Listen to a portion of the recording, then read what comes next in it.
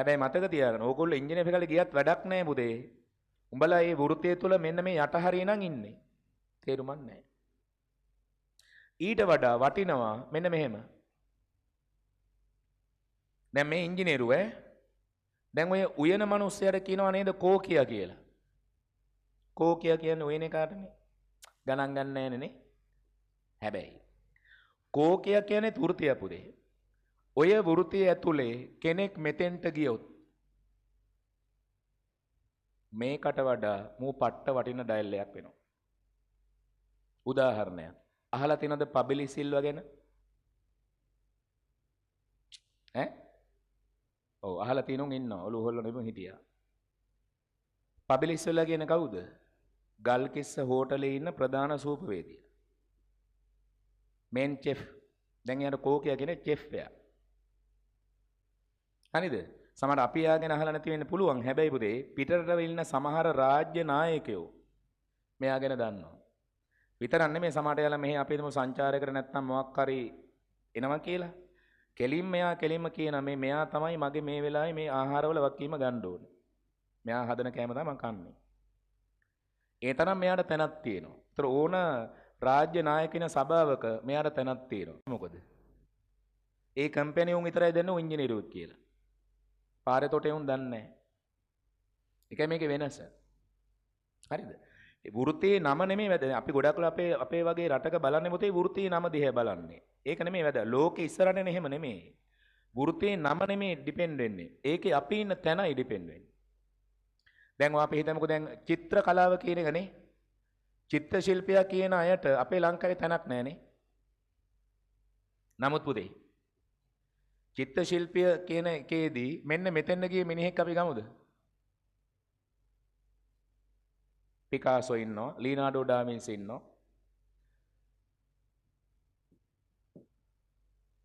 ඕගොල්ලෝ ගෙදර ගිහිල්ලා දැන් එපා ඈ.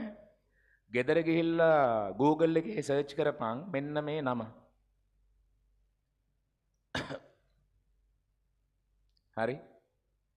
මෙන්න මේ නම. සල්වේට මුන්ඩි. කියන්නේ ලියනාඩෝ ඩා වින්සි හදපු චිත්‍රයක්. අපි ගොඩක් ලා දන්නේ මොනාලිසානේ ඉතින් අර ගෑනේ දිහානේ අපි බලන් ඉන්නේ. හරි.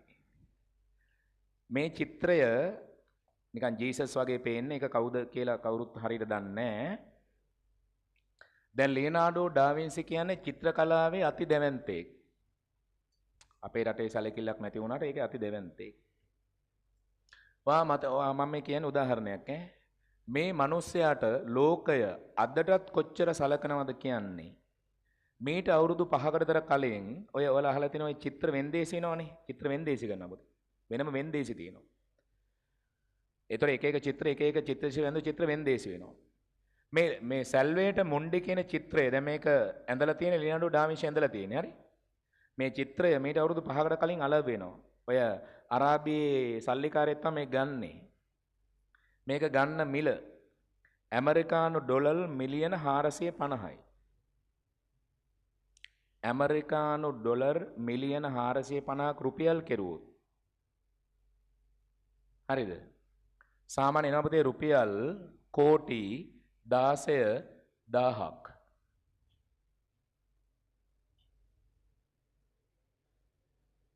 හිතන්න යන්න එපා ඒ ගැන.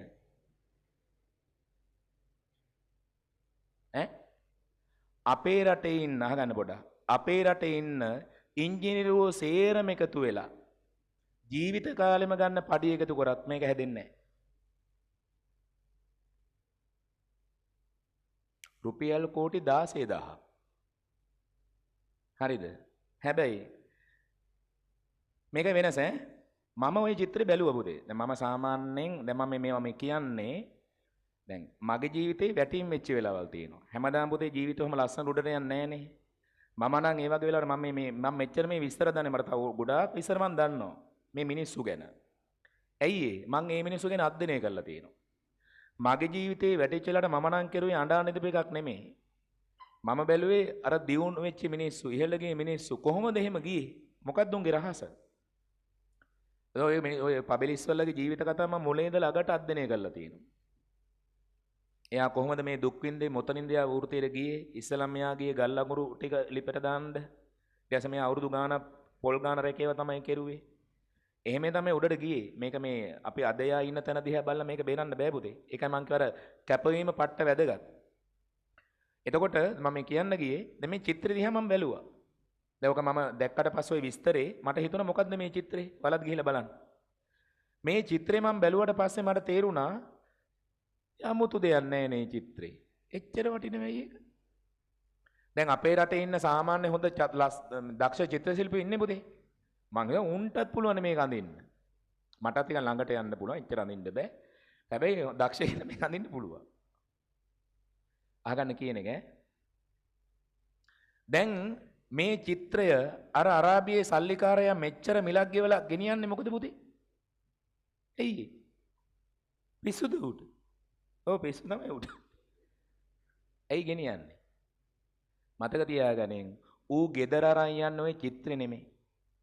ඌට ওই චිත්‍රේ වැඩක් නැහැ. ඌ සමහර චිත්‍රකලාව දන්නෙත් නැහැ. ඇයි ඌ ගෙනියන්නේ? ගෙනියන්නේ මේකයි හේතුව. හිතන්න ඔය චිත්‍රෙම ඔය විදිහටම දසමෙටම ඔය විදිහට ඇඳලා ලංකාවේ මිනිස්සේ කඳිනවා. හරිද? ඇඳලා යටින් අර නම ගහනවනේ. චමින්ද කුමාර කියලා අස්සම් කරනවා. දැන් වෙන්නේ ඉදිරිය දානවා. මේ සැල්වේට මුණ්ඩි එහෙම්මමයි මේ ඉන්නේ.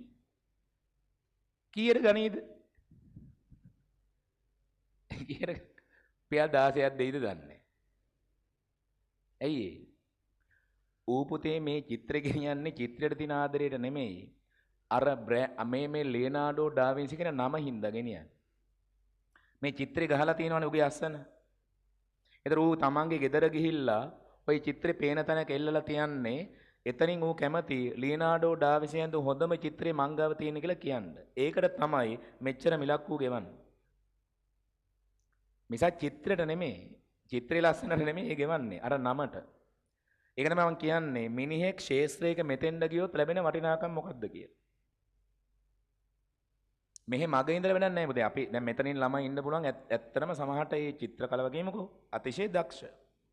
හැබැයි ඔයා ඒක එතනින් නවතින්න බෑ. ඔයා ඒක විවිධ කලාවන් වලට යන්න ඕනේ. ඒ වෙනුවෙන් පට්ට විදිහට කැප වෙන්න ඕනේ. සමහරට මෙහෙදී අපිට කරන්න බැරි දේවල් වලට සමහරට වෙන තැන්වලදී ඒවට තැන් ලැබෙනවා. හොයන්න ඕනේ. එහෙම යන්න පුළුවන්. එහෙම මේ ලෝකේ පුළුල්. දැන් අපි ඇත්තටම ඉංජිනේරුවෙක් ඉන්නවා. මෙතෙන්ද ගියොත් ඌටත් ඔය කියන තැන අඩු වැඩි වශයෙන් ලැබෙනවා. සාමාන්‍යයෙන් පුතේ උඹලා දන්නවා ඉංජිනේරුවෙක් කියලා ඌ හැමදාම එක කම්පැනි වැඩ කරන්නේ නැහැ නේ. කාලයෙන් කාට සමහර ජොබ් එක මාරු කරන්න වෙනවා. හැබැයි ඒත් ඉන්ටර්වයුව තියෙනවා. හැබැයි මතක තියාගනින් ඉන්ටර්වයුව යන්නේ මේ જાති ඉංජිනේරුවෝ පමණයි. මෙවුන් ගන්න කතා කරලා.